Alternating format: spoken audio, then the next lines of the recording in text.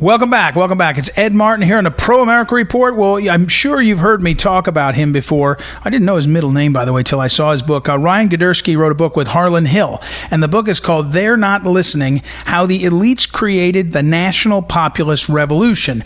And Ryan Girdusky's got he's a very good, very strong on Twitter, and I mean that as a great compliment. I go to his Twitter feed to check that out, and he is a writer. His book is available wherever you get books, but also his weekly newsletter is very valuable. You go to ryangirdusky.com and you can sign up there. So first of all, welcome, Ryan. How are you today?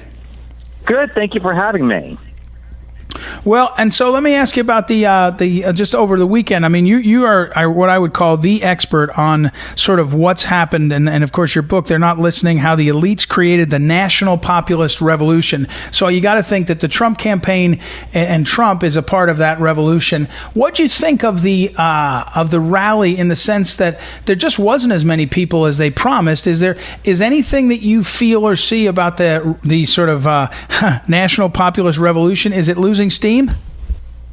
Well, okay, I bring up. So the book focuses on the global national populist revolution. Yeah. So what the media doesn't tell you, the media likes to sit there and say it's just old, angry white voters who will be dead in a few years. Ignore them, and they equate it to just poor people in Wisconsin or in northern England with Brexit. But what's happening on a global scale is it's happening all over the world. And my book breaks it down from Angola to Chile to India to Israel. Europe, everywhere. I think that when it comes to Trump's rally, people are afraid of the coronavirus. Older Americans certainly are. So I wasn't surprised to see that the turnout was lower. My friend Jack Posobiec, who was there, said that there were very few elderly or senior citizens. I don't say elderly, but senior citizens were there.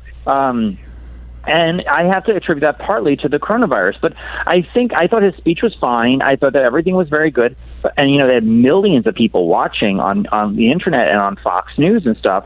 But I think that what the problem was the expectation set by campaign manager Brad Parscale. Had he not said that there were going to be 300,000 people there, people would have looked at the crowd and said, oh, okay, it's a little smaller, and they would have said, listen, coronavirus is around and people are worried. Also, it's in Tulsa, a city of 300,000 people, 400,000 people. How many people really were going to sit there and come out as a fraction of the population?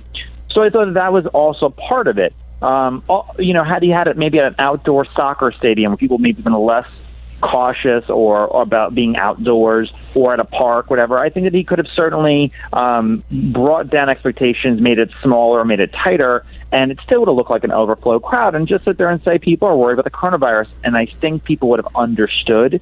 And I think that really was part of the reason for the lower turnout. The base is excited, but they are a little frustrated. Now, President Trump is signing an executive order today on immigration, which I think is going to be a big boost to him. If he can do certain things like work on immigration, bring the troops home from Afghanistan, bring home supply chains, really get back to his campaign themes of 2016 as he governs, I think the base will be excited and will show up. And we're talking with Ryan Girdusky. Let me put the nail in the coffin on the weekend. It was a campaign screw up. It wasn't I agree with you, and I don't think it's an indication of anything that has to do with the populist base. No politician is the whole of this movement anyway. But let me get back to this, because this is where it's important. And again, if you go to Ryan Girdusky on Twitter, he is at Ryan Girdusky, all one word. And also, don't forget the book, which is available anywhere you get books. It's called They're Not Listening: How the Elites Created the National Populist Revolution. It's all across the world, not just only America. But back to this EO today. President Trump is going to sign this EO on your Twitter feed, which is what I was looking at earlier for these kinds of updates. Immigration EO to be signed this afternoon. Freezes most new work visas, including the H-1B, H-2B, certain J and L. Fees on current visa holders increase. New reg changes to H-1B workers and new reg changes on asylum seekers. Now, Ryan A., where's this been? Did he hope that it was going to be done by law and it took this long for him to decide, and maybe it is election year politics? But number two, is this good enough for what we need, or is a start, or what's your sense? I think that it is a dramatic step in the correct direction. I think that the president really got pushed from a million people around him who sat there and said, we need a dramatic change on immigration. I think he's wanted it.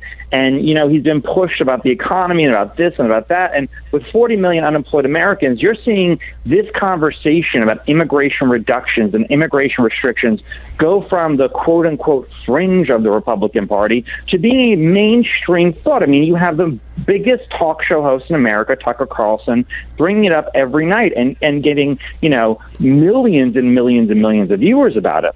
And if you look at opinion polls, like the Washington Post, not a right-wing opinion poll, but they found that 70% of Americans supported a halt on all immigration during the coronavirus and mass unemployment that it brought.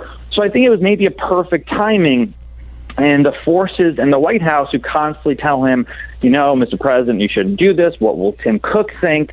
They kind of got shut down. And from my sources inside the White House, they got shut down by him. He said, no, I want to do this. So I think that it was really just, it was, I give credit where credit's due. And it's important. Is the EO perfect? Is it maybe everything I want? No. As an immigration hawk, it's not everything I want. I want a lot more. But the problem is, I think, for immigration restrictionists or conservatives or nationalists or populists, is we get so caught up in wanting every little thing that we can possibly can. We kind of get caught up in speaking about negatives only. And when that happens, it allows the people who are around the president to sit there and say, see, there's no pleasing these moderates. It's much more important to appease, the CEOs of Apple and Microsoft. When it's really important to sit there and appease the base. They are the voters, and there are more of us than there are of them. And I think that this was maybe his moment. So I will give him praise for this. And do I want more? Yes. And I hope I can get more. But we can't roll over and just accept Joe Biden is going to be the next president. We need to excite the base. He's giving us something. Let's praise him for it. And let's start marching into November as a united force. And that's what I bring up in my newsletter all the time. It's what I bring up in my book constantly. And They're Not Listening, How the Elites Created the National Populist Revolution. And on my Twitter account, we really can't sit there and just completely fold because we didn't get everything we want. It's not a tantrum. It's how coalitions are built. Let's sit there and move forward.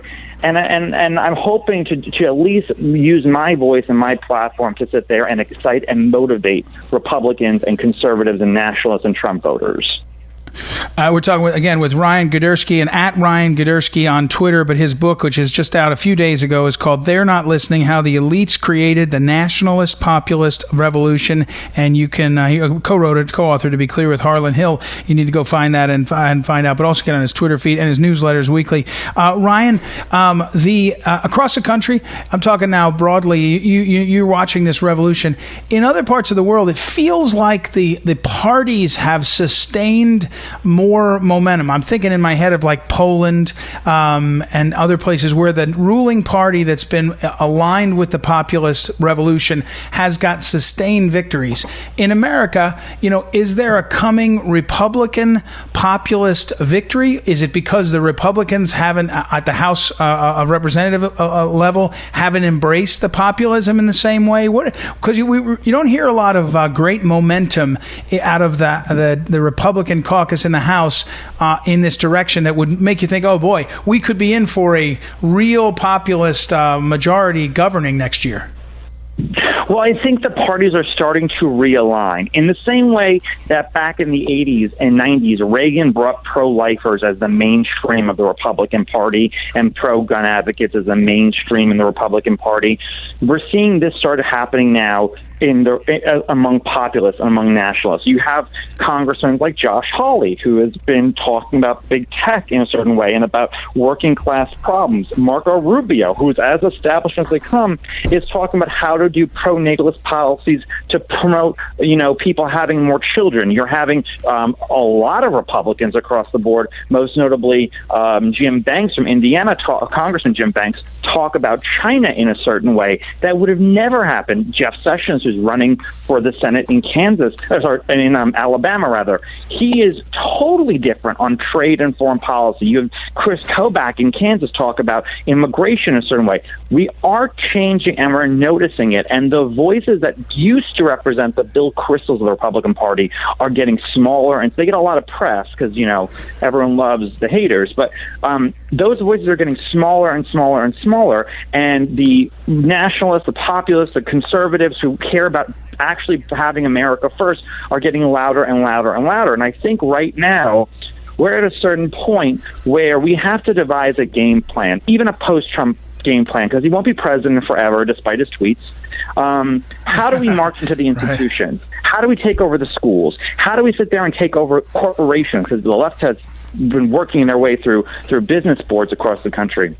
How do we start moving, either creating our own institutions or taking over current institutions and focusing and redirecting our efforts to do that? Because there are business models that work, that help American workers, and there are things that we could do policy-wise on a local by local level. Really short, because I know we're running out of time. There's a young kid, Riley Keaton in West Virginia, 18 years old, championed all these things, defeated an incumbent Republican for the state house at 18.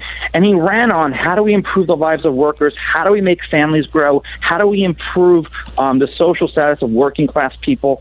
If he can do it in a small state house district, we can start doing it and retaking these and changing the Republican Party, either converting those currently in office, because these people love power and they won't give it up for anything. You know, it's like the ancient Roman emperors who converted to Christianity to take over the empire. They didn't really care, but they want to stay in power. Or how do we march through the institutions and start taking back the institutions? Because that's what's next. Is how do we get institutional power the way that the left has done for decades? All right, I got to run. Ryan Girdusky, at Ryan Girdusky on Twitter. The book is They're Not Listening, How the Elites Created the National Populist Revolution. Thanks very much. We'll talk again very soon. Thank you. Go sign up for his newsletter, too. We'll take a quick break and be right back. It's Ed Martin here on a Pro America Report. Be back in a moment.